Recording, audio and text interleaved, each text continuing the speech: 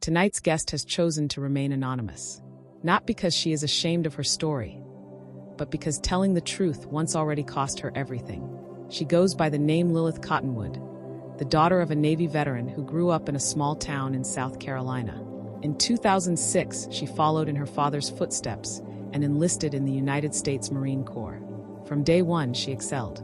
She graduated Marine Corps boot camp as a private first class, promoted early for leadership as a squad leader.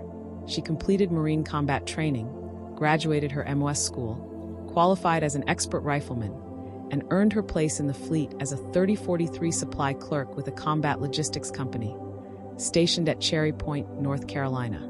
By every standard, she was a Marine doing everything right. Until one night changed everything. Lilith became the victim of a violent sexual assault, a rape so severe it left her hospitalized. Like the military teaches every service member, she did the right thing. She reported it. But instead of justice, she says her report was quietly buried by her chain of command, protecting careers instead of protecting a Marine. Something inside her broke that day. Within months, she was sent to psychiatric evaluation and ultimately stood at parade rest while being handed 10-day discharge papers. The perpetrators walked away. She did not. Lilith was discharged with PTSD and a personality disorder diagnosis, labels that followed her long after the uniform came off. Today, doctors understand more of the damage trauma can cause. Lilith now lives with PTSD, bipolar disorder type 1 with psychotic features, and epilepsy, conditions she manages every single day through therapy, medication, and sheer resilience. And while her story is heartbreaking, it is also not rare.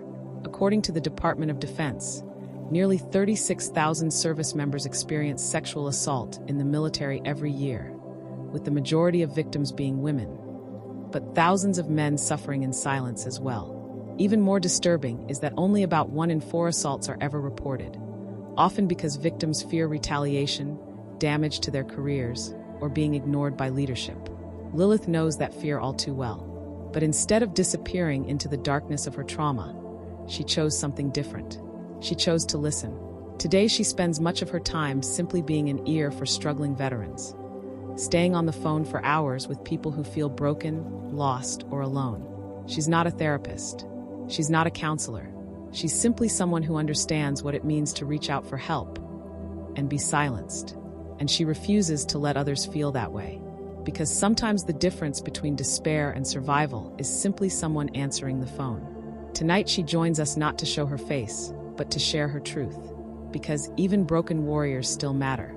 And sometimes the strongest voices come from those who were once silenced.